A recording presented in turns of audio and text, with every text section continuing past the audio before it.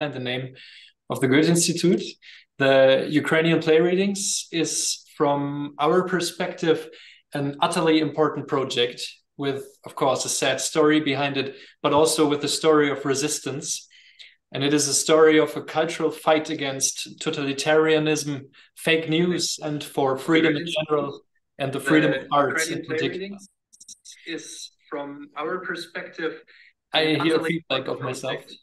Maybe someone has to turn off their microphone. Also with the story of resistance. And therefore, we are very glad that the two great Latvian actors, Anta Aizupe and Martin Uglenieks, agreed to read two of the plays today by Olena Astasieva and Andrei Bondarenko in English, and that we are able to discuss them together afterwards. Zhenya, maybe you have to turn off your microphone. I'm not sure if it's you. Furthermore, we are very thankful for already the second cooperation with Kartel Riga after last year's reading of two Belarusian and Ukrainian plays. Even though last year there was a big interest in the readings, we got the feedback from several people who would have liked to participate, but could not because they are living in different regions of Latvia or even in other countries. So we realized in the planning of the Ukrainian play readings in Riga that for this important project, digital format and a broader audience is more suitable. Finally, I would like to thank the many people who made this project possible, but especially Professor Denis Hanovs for the idea and Zhenya Shermeneva for the perfect planning and organization of today's event. And now I wish us all a good reading and a fruitful discussion. Thank you. Thank you very much. And sorry for some technical issues. So can I introduce people who join our discussion for this moment? This John Friedman, who is my very good and old friend, who inspired me for a lot of things I have done during this year. Here is authors of plays, Andrei Bondarenko. Hello, Andrei. And also Luda Timoshenko, who is not author of the play we read in Latvia, but we also work together a lot, and Luda can tell us about what's happening in Dramaturg Theater in Kiev, as well as Andrei. So, because Alena Astasieva, which play Anta Aizupe read, she hasn't opportunity to join us, unfortunately. So, Anta Aizupe, Latvian actress who read one of the plays. And also I invited Angelika Krashevskaya, who worked with me for a long years, and she now lived in Germany and maybe join us for something interesting to share with us. So I'm very sorry, but I would love to let Anta maybe say something about play, because Anta now is not in Riga, somewhere outside. And yes, Anta, welcome. Yes, hi. I am joining you just for 5 minutes because I'm in Lithuania doing things, but I wanted to say that I'm really grateful for this opportunity to read this piece, because I think it's very important. And while I was doing it, I had, goosebumps, and I think this is really important, what we are doing. And yes, thank you, Zhenya, and thank you everybody who is involved. Yes, that's it. Thank you, Anta. So also, we agreed with John Friedman, who can explain. I know I did already interview with John. I did already a lot of, cross promo of the activity he does. But nevertheless, I would love to hear it again. And please explain us with your project. What is Wild World Readings? Anta really said it really beautifully. It's goosebumps is what it is. Yeah, it's a huge project that came into being because it had to. it was born a few hours after the full-scale Russian invasion, when a very good friend and colleague of mine from Hong Kong, William Wong, with whom I'd worked many times on a Belarusian project when we were bringing attention to the revolution in Minsk. And William wrote to me on email and he said, "John, what are we going to do?" And I wrote back and I said, "Indeed, what are we going to do, William? Let's do something." And I reached out to a very old friend, one of my best friends, Maxim Kuruchkin, whom I had worked with for decades. My wife had performed in his best play. We have a very close relationship. And I asked him if he could provide some texts. And he said no. And I thought, damn you, Max. I said, I'm ready. I have theaters. I've already been in touch with 10, 15 theaters around the world. Everybody wants to do something. Come on, Max, give me some plays. And he said, no. He said, the stuff that I have right now is not right anymore. The 24th of February changed everything. It has to be something, it has to be texts that have been written after the beginning of the war. I said, okay. I said, what do we do to get them? And he said, well, everybody is in a bad way. We need to support them somehow. And I said, okay. I know the person, Philip Arnault, who founded the Center for International Theater Development in Baltimore and has worked with East European theater for over 40 years now. I've worked with him for over 20. I've worked with him for over half of his time. And I said, I can get Philip Arnault to help us. And to make a long story short, because there was a lot of going back and forth, Philip agreed to commission texts. Noah Berkstead-Breen in London of the Sputnik Theater commissioned one text. He commissioned a text from Andrei Bondarenko, in fact. And with those commissions, the fabulous writers of the Theater of Playwrights began sending me texts. And I began translating as fast as I could and getting other people, John Farndon, who is a colleague of mine that I could not have done the worldwide Ukrainian play readings without John Farndon. John has done tremendous work. And we began creating English texts to bring to the world and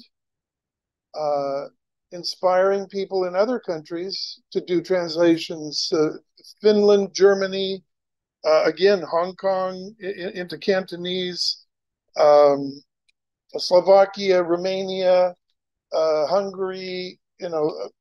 We have nearly 30 countries that have joined us.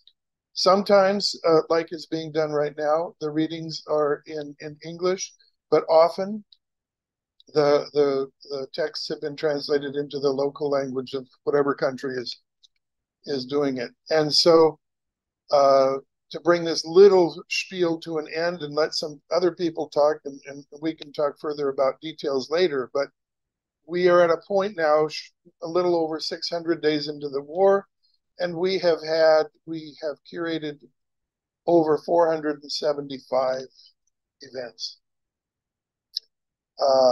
We offer 160 texts by approximately 60 writers, 20 of whom are from the Theater of Playwrights. Kiev, the Theater of Playwrights is our kind of our biggest partner, if you will. But Ukraine is a big country, and there are lots of writers, and there are lots of theaters, and we are using this work to remind Mr. Putin that there is a Ukrainian culture, There is a Ukrainian language. There is Ukrainian theater, drama, literature. Ukraine is there. It's not going anywhere, and we are proving it. I want to finish up with two little things. When I was doing the Belarus project, which is still going on, by the way, Andrei Kurechik's works still continue to be done around the world. I was often asked, what do you hope to do with this project? And I said, I want to defeat Lukashenko. And so it's very easy for me to just go on, continue that thought. And when I'm often asked, what is your plan? What is your idea with this project? My project is there to defeat Putin and to defeat Putinism and to defeat this insanity that's going on. We'll see how we do. I think we're doing quite well at this point. Thank you, John. I would love to say from my point of view why I decided to join your project, to invite Latvian actors, and also we can also maybe mention it that just 2 months ago, one young actress from Bulgaria read the play by Lyuda Tymoshenko, My Tara, also in English, and I put it on our web page on YouTube. And I think maybe it will be motivation for other actors across the world, you know, again, to join this project, to just read it again and again. Because from my point of view, this text from this book, I mean book that the emotionals in a time of war, which was published in USA, and I mentioned it in description.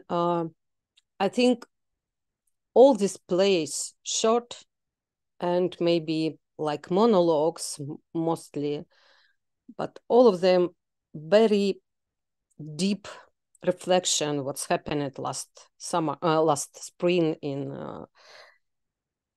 that time in March and April and May, and when you read it, you can feel what's happened with people in Ukraine. And for me, it's very important to not forget about that because it's happened. So for me, it was very important to involve Latvian people as well in this project, because exactly last year, thanks to Goethe Institute, Andrei was in Riga. We read his another text, a real play, and Andrei saw quite an popular actor from Latvia who took part in that reading.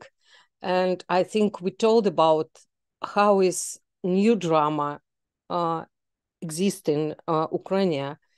And from my point of view, it's very important to talk about this new text, about new playwrights, about people who involved in that. And I know that Lyuda Tymoshenko just has one premiere in Ukraine.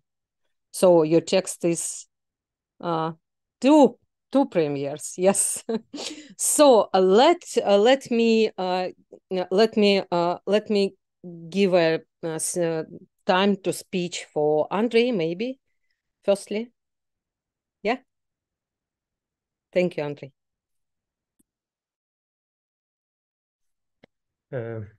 Hello, everyone. I'm so glad to be here and to have a possibility to share with all of you with what we are doing in Kyiv in Theatre of Playwrights and globally, thanks to John. John, hi. But Zhenya, maybe you will ask some specifically what should I address in my speech? Yes, I can speak about a lot of things. Yeah, I understand. What do you think?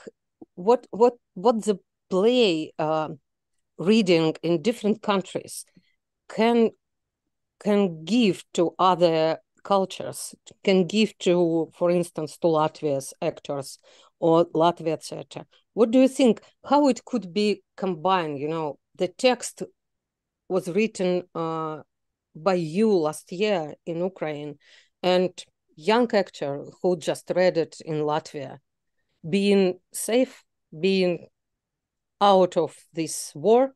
I mean, out, not in being in Latvia, where it's quite far from there. But what do you think? Why is so important to run this project? Well, firstly, I think that it's very important for us. I mean, it gives us a voice, like global voice. And we, for a long time, maybe for centuries, we were deprived of this voice. We were just perceived in the world like a part of Soviet Union or part of Russia or even as Russia. And so we were perceived through Russian voices. When somebody in the West wanted to know what this strange thing like Ukraine, he would ask Russians, and they would explain, oh, it's like our funny province. But finally, now we got a chance, a possibility to speak for ourselves without mediums, just directly to speak what we really feel right now, what we think is we want to tell to the world, to everybody. And this is so important. I think it's like it's historical thing. I would put it in some historical books. What John, you did, it's like, it's very important for us. It's crucial thing, and it's something that changed everything, at least in cultural theatrical sphere for us. We have some tools that we didn't have before, and for example, I couldn't even imagine that I would be invited. I would be asked to write a play for some Los Angeles theater, and they would stage it. It's like, it was fantastic, like something sci-fi. Now it's a reality, and it's very important reality that I could went there and to speak with American people and to present them my play. So it's like, when I'm speaking about it, it's overwhelming me with this big scale, with this big historical importance. And if to say why it has importance for other people in other countries, I think first of all, because we are writing about us and we want to be sincere. We don't want to write something like not real, because for us it's time that we are dealing with reality. It's very harsh reality now, so we are trying to describe what is going on for real. And I think it's like, it's a part of reality, and for it, so it has some universal meaning.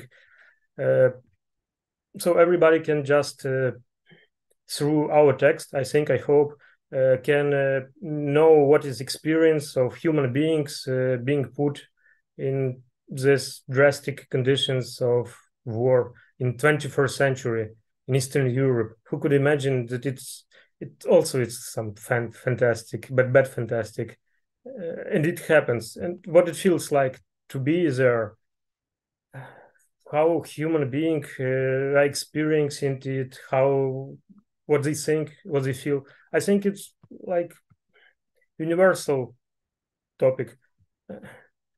I would want it not to be in this way, but we have what we have, so I think it's very important for us to share with people, and I think it's important for other people to know how it likes to be us, because I think, well, you understand. Yeah, I understand. And I can say that Martin Upenieks, who read your play, and it will be available at 6 o'clock European Eastern Time on our YouTube. He told me that even it's so poetic, your play. And even it's not like, very, very, very deep inside. He felt it like like being instead of you in that situation, because he's a good actor, of course. But nevertheless, he told me that it's very important for him to feel your feelings, maybe not so deep as you living there, but being inside of your text and understand what's happening with you and try to share it with people who will see this reading as well. And for me, it's very important to share it here in Latvia because, as you mentioned, for a long time during the Soviet Union, all cultures from different republics of Soviet Union was just part of big culture of Soviet Union, and no one, even between, Latvia and Ukraine, Latvia and Georgia, Georgia and Ukraine. Yes, of course, it was some relationships, but during the years, it was completely crushed. And now this is time to reload it, I think. And this possibility for me to share your place with our audience here in Latvia, even not in Latvian language, but your play we translated last year. I think it's very important to reconstruct this, to be in touch with such a people like your theater of dramaturg, with such people as you and Luda and Alona, and thanks John to be in the center of this network. I think it's very important. Luda, can you please share your experience, maybe how it was with your text, because it's not in our Latvian case now, but I'm very happy that we just create the Bulgarian one, reading in English, and also Bulgarian in Bulgarian language. Yes, do you hear me well? Yeah, hello everyone. Thank you for inviting me to this discussion. It's a lot for me, a lot for us. John, you are our godfather. We called you like this in Playwright Theatre. Thank you for all what you do for us. Really, we create this Playwright Theatre to do something important, but only after started big war, we could spare our texts all over. And during this 2022 years, we really could be in different theater all over. I'm currently in Kiev, but during last year I was in Germany, and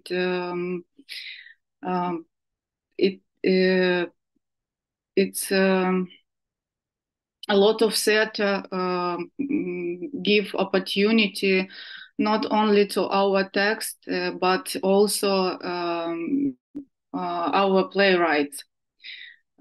5 our playwrights and now artists in residence in 5 cities in Germany, in Munich, in Berlin, in Leipzig, in Stuttgart, in Heidelberg, and it's readings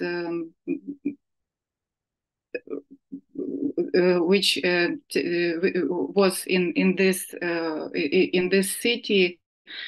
Raised money for various humanitarian needs for refugees, but main things in this reading was the audience response and empathy for Ukrainian tragedy and understanding and support. In my theater in Stuttgart, we with Playwright Theatre made a project called Not a Cherry Orchard.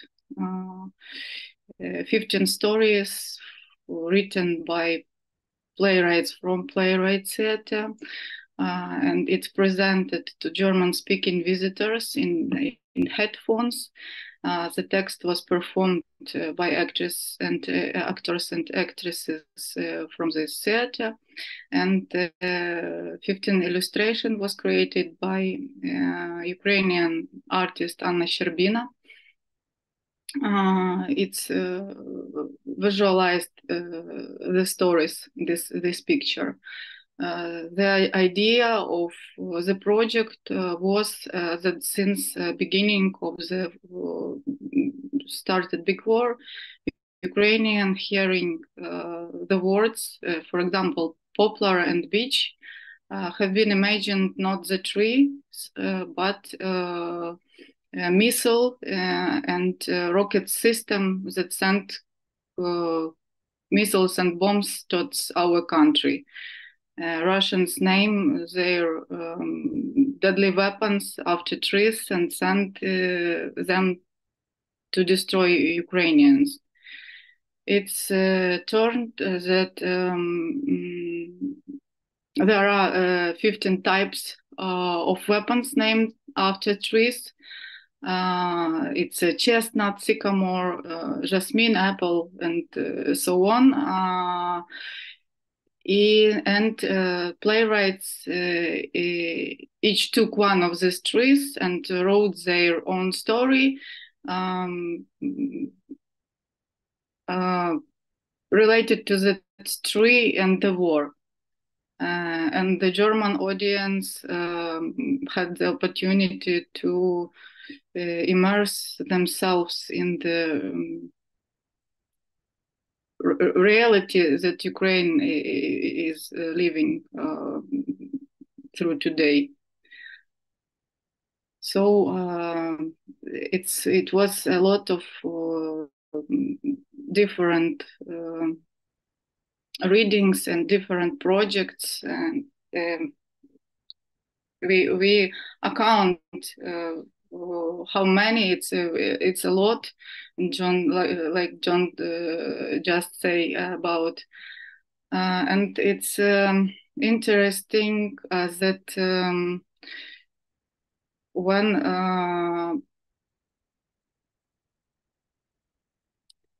it sounds very funny, but after wild readings, after reading our text in New York and Santa Monica and Paris, Helsinki, and so on, the recognition of Ukrainian playwrights in the world also contributed to the fact that the Ukrainian theater opened their doors to us. Something like this. That was my question, because last year when we talked with Andrei and we told about how is new writing developed in Ukraine, and he told that it used to be like independent field, like, you know, state theaters doesn't interested in such a place, and it used to be like that. But now, as I understand that, a lot of theaters now turn to your text, turn to theater of dramaturg, people who involved in this community, and writers who involved in that. And your text now is very important for Ukrainian audience and Ukrainian theaters. If I'm right? Luda? Andrei? Yes, during last year, first in Ukraine, theaters were closed after the 24th of February. Theaters in safer cities, for example, in Western Ukraine, operated as refugee centers. The rooms were set up with areas for people to sleep, cooking, and other activities. And actors and staff of the theater worked in these shelters as volunteers. Starting in June 2022, the theaters started to open, to resume their work, but government requirement for theater operation, it was exist bomb shelter in a 5-time walking, a 5-minute walking. Over last year, when this theater has opened, we have a lot of premieres. Their number is much higher than in the previous pre-big war year. There was a record number of productions based on contemporary texts. Because before it was like Ukrainian, Russian, and world classic. And the Playwright Theatre opened. Thank you for all our sister theatre, and big thank you for Philippe Arnaud Foundation that we now have a repertoire in our theatre. And during last 2 months, we had 3 premiere in our theatre. And we are very happy about this. And we are looking at the next premiere in the next in the листопад, як буде? November. No, November. Yeah, thank you. November and December, we're also waiting for 2 premieres as well. Maybe I also could add some words. I would say that there is a general very big change in Ukrainian theater now. Not only that it opens for the like modern drama, it also is changing itself for new people. For example, the state theaters are inviting some independent young directors. For example, now in Lviv, we have this very big old conservative theater of Maria Zenkovecka. Now it has a new director, Maxim Holenko, who is independent director who was into modern Ukrainian drama. He staged, for example, Lena Leushonkova, a lot of plays. And also there is an artistic director, Petrosyan, also young independent director from Kiev. Everything is changing, and it's very good now that we are like dealing with the situation. We are using the situation, this window of change, how to call it. I would like mention an example of for several years ago, there was one competition for modern Ukrainian playwrights. And it was also like there was readings, that's all. And now we have several competitions for playwrights. And now all that texts that were included in shortlist or were winners, now they are like, it's already staged in different theaters all over Ukraine. So it's very big change. So it's involved now. It's not just for reading. It's not just for small playwrights society. It started to be part of the big theater activity across the Ukraine. Yes. Maybe not on that scale that we would like to, but still it's very significant. Yeah. Luda, how about, you mentioned about what's happening in Germany in terms of readings, but I think nevertheless it's sometimes somewhere performances appears based on the Ukrainian text, maybe. Yes? Yes.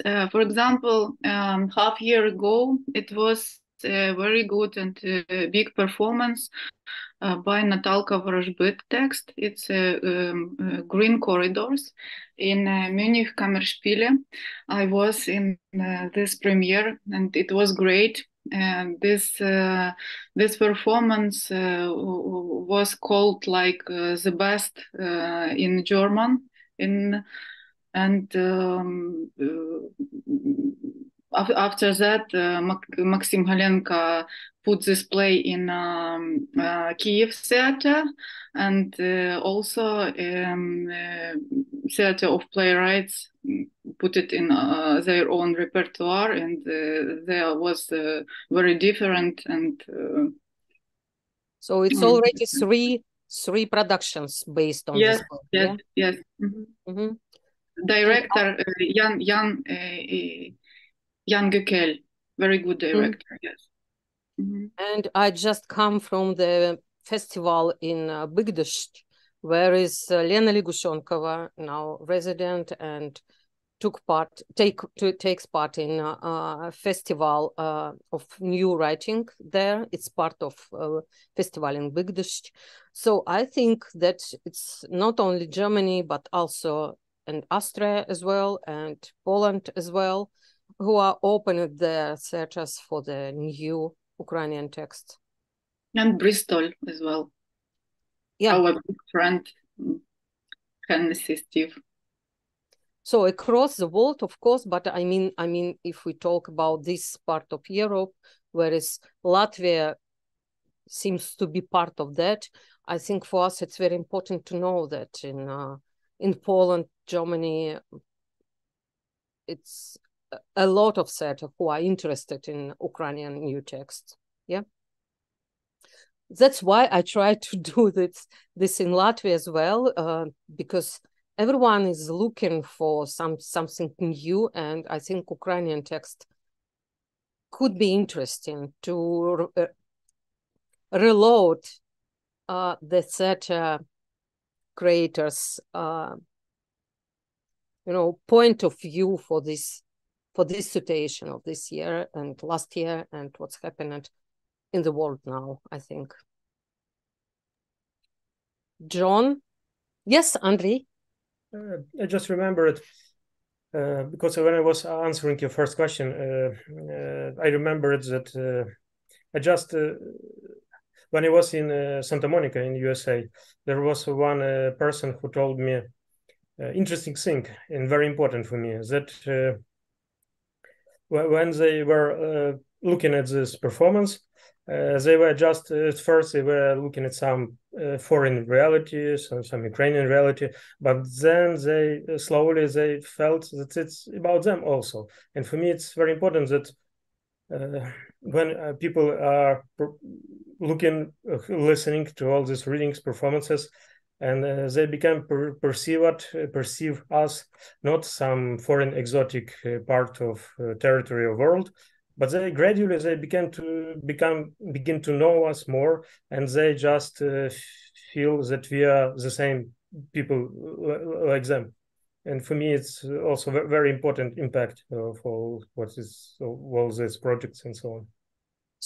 So you mean the play written by Ukrainian playwright is not so different in terms of global emotions, people behavior and situation and characters. And that just, person, yeah, that girl told me that she was expecting to look at the production that tells her about some of this drastic reality of another part of the world.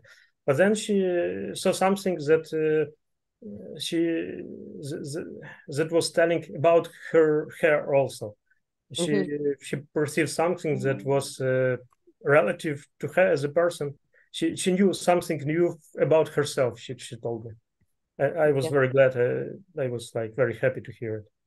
Yeah, there is no difference between unknown people in so far Ukrainian and people in Santa Monica. Yeah, So can I say 2 words about what's happening in YouTube now, starting at 6 o'clock? Firstly, you can see the play Survivors, Andrei, sorry, Survivors State? Syndrome. Syndrome, yes, sorry. Survivor Syndrome, which will be read by Martin Shupenex. He's actor who use English like a language of the play because he takes part in the performance, whereas English language on the stage. And he's very excited to be part of our project and was very enjoyed to read your text. Enjoy, I mean, in professional kind of feelings. And then Anta Azupe, who shortly was with us, she will read the text by Alena Astasyeva. And for me, it was very important to put in our project that this text is about Kherson, as Kherson was under occupation and then in the center of resistance, I think, maybe some kind of symbol to keep the Ukrainian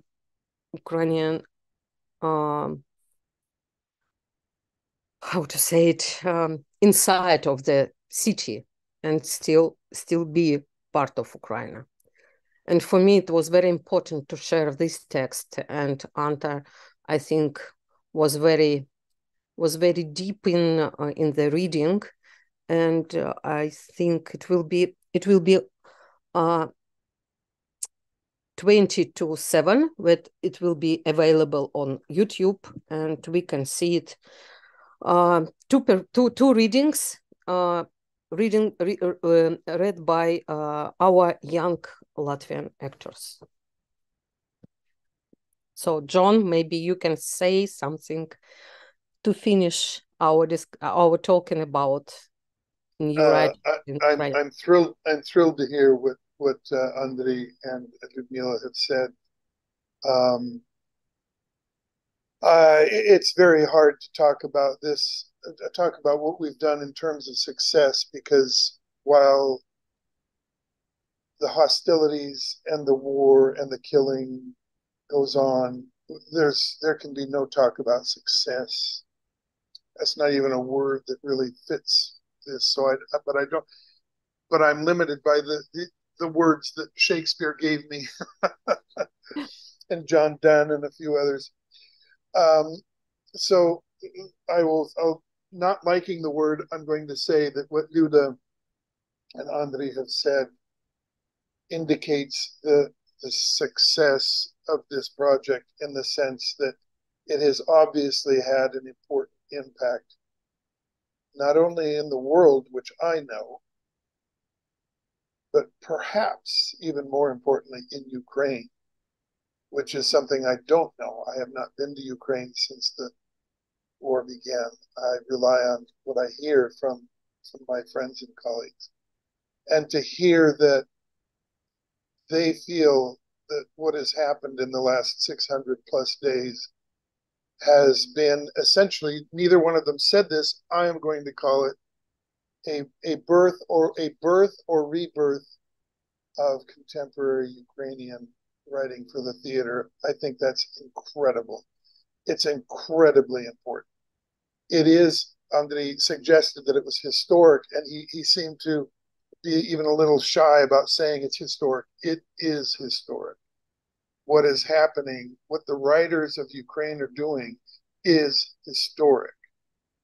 This will be a turning point. This will be an opening point. This will be a beginning point for the rest of time that people study what other people write.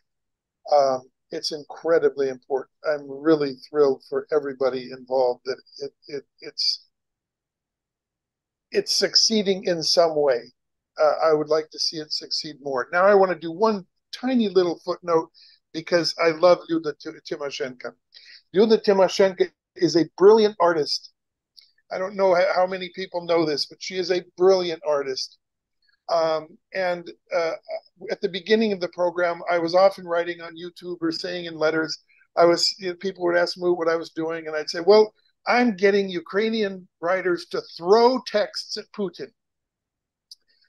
I'm getting that's what I want to do. I just want to throw as many texts at Putin as we could possibly throw. I want to bury him in Ukrainian texts. And at one point, I should never have done this. Luda, I must apologize publicly that I actually wrote to you and asked you to do this. But I wrote to her and I said, Luda, I've been saying this, and I see in my head an image of Ukrainian writers throwing texts at Putin. I said, would you please make a picture for me? I love your work so much. And she did, and she sent me this picture of Ukrainian writers throwing texts and defending their land from the invaders who deny that they exist. Thank you, Luda. You're a brilliant artist. You're a great writer. Andriy, thank you so much. I really enjoyed listening to your talk today. Thank you, Zhenya, for having us. And Matthias, thank you for helping with this as well. And I would love to say that a lot of people here in Latvia supported Ukraine.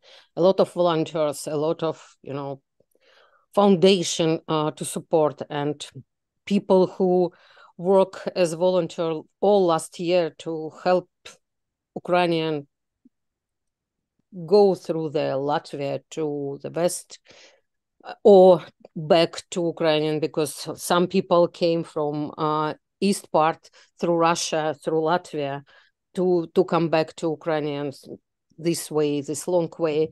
And a lot of people here support Ukrainian people and still support and collect money to buy the cars for Ukrainian, to buy fuels, to support in terms of, this needed medicine, and to support volunteer in Kharkov as well.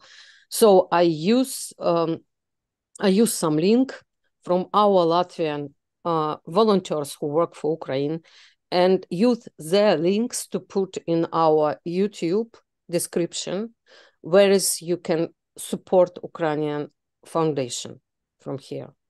So I think for us it's very important to not just read the text, to not just share the Ukrainian text through the Latvian theater community, but also to be part of supporting, because it's still needed.